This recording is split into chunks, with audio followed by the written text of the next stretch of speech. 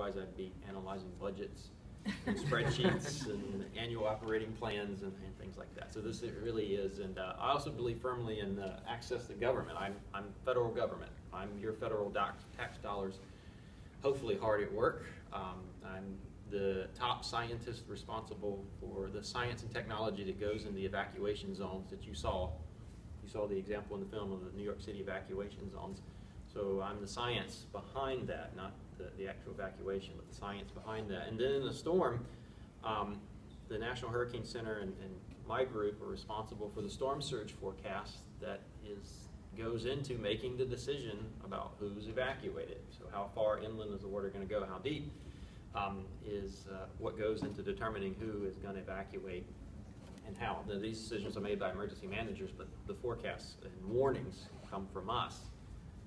In terms of the report, talked about where we can improve. So how many of you had the dream where you're running or you're screaming and nobody can hear you?